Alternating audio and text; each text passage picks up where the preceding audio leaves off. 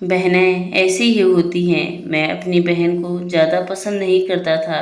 उसकी शादी हो चुकी थी, लेकिन मैं कभी उसके घर नहीं गया। बस माता-पिता ही उससे मिलने जाते थे। मुझे पता भी नहीं था कि वह किस हाल में है। कभी-कभी मायके आती तो जाते समय मेरी माँ उसे घर का कुछ सामान देती। यह बात मेरी पत्नी को बिल्कुल भी पसंद नहीं थी। जब भी मेरी माँ ऐसा करती तो मेरी पत्नी आकर मुझसे शिकायत करने लगती कि तुम्हारी माँ कम तुम्हारी कमाई कैसे उड़ा रही है। जब भी तुम्हारी बहन नीलम आती है, उसे खाली हाथ न जाने देती, कुछ न कुछ ज़रूर देती है। तुम अपनी माँ को बता दो, यह सब नहीं चलेगा। पत्नी की बात सुनकर मुझे भी गुस्सा आ गया। मैं माँ के पास गया और कहा, माँ यह सब नहीं क्या है। जब भी नीलम घर आती हो, तुम कभी उसको साबुन चावल का थैला, कभी दालें उसे देती हो। मेरी कमाई ऐसे दूसरों में उड़ाओगी तो तुम्हें भी घर से निकाल दूंगा। नीलम ने मेरी और मेरी माँ की बातें सुन ली। 1 घंटे बाद नीलम मेरे कमरे में आई और कहने लगी, भाई जरा रिक्शा करा दोगे, मुझे अपने घर जाना है। बहन की बात सुनकर मैं मन ही मन मैं बहुत खुश हुआ, लेकिन दिखावे के लिए बहन से कहने लगा, थोड़े दिन और रुक जाती थी। भैया बच्चों के स्कूल है, छुट्टियां ख़त्म हो गई, अब मुझे घर जाना है। कल से स्कूल शुरू हो जाएंगे। फिर चली गई।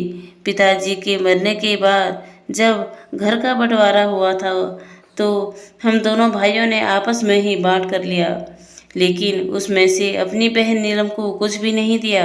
फिर भी खामोश रही, हमसे कोई शिकायत नहीं की। लेकिन हमारी माँ बहुत रोई और कहने लगी, नीलम को भी कुछ दे दो।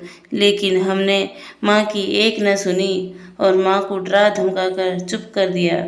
वह बेचारी विधवा औरत अगर हमसे घर से निकालते तो कहाँ जाती, इसलिए चुप हो गई। भाई साहब ने अपना हिस्सा बेचकर शहर जाकर नया काम शुरू कर दिया और वहीं रहने लगे।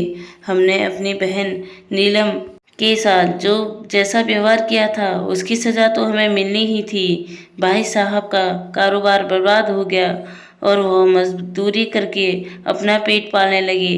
मेरे बड़े बेटे को भी टीबी हो गया। उसके इलाज में लाखों रुपए खर्च हो गए। जो भी मेरे पास था सब कुछ खत्म हो गया और मुझे कर देना पड़ा। इतना बुरा हाल हो गया कि खाने को भी पैसे नहीं थे, घर में कुछ राशन भी नहीं था। मैं अपने कमरे में अकेले बैठा सोच में गुम था कि मेरी बहन घर आ गई। उसे देखते ही मेरी पत्नी ने कहा, आ गई मनहूस बहन। बहन को देखकर मैं भी गुस्सा हो गया, लेकिन अपने गुस्से को दबा लिया। वह मेरे बच्चे के पास गई। उसने देखा और फिर मेरे पास आकर बैठ गई। मेरे भाई, क्या तुम परेशान हो? यह कहते हुए उसने मेरे सर पर हाथ फेरा। मैं बड़ी बहन हूँ तुम्हारी। तुम मेरी गोद में खेले हो। अब देखो, अपनी बहन से भी बड़े हो गए हो क्या? अपनी बहन को कुछ नहीं बताते? आप अपना दुख भी नहीं बांटोगे?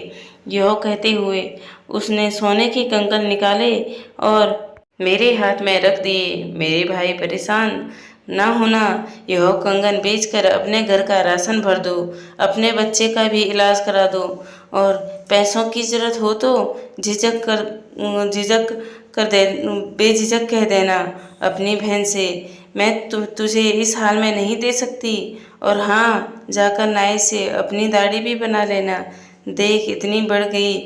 मैं आश्चर्यचकित हो गया और अपनी बहन को देखते ही रह गया और वह कहने लगी, भाई इस कंगन के बारे में किसी से ना कहना, तुझे मेरी कसम है।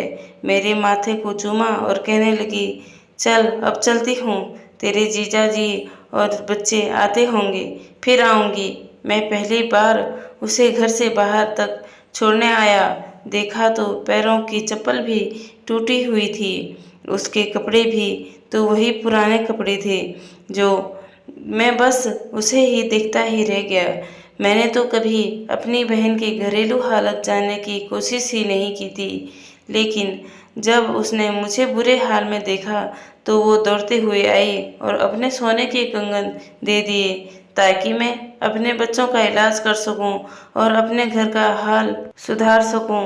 मैं सोचने लगा और मेरी आंखों से आंसू निकलने लगे कि हम भाई भी कितने मतलबी होते हैं। अपनी बहन को पल भर में ही बेगाना कर देते हैं और बहनें अपने भाइयों का जरा सा दुख पर बर्दाश्त नहीं कर पाती।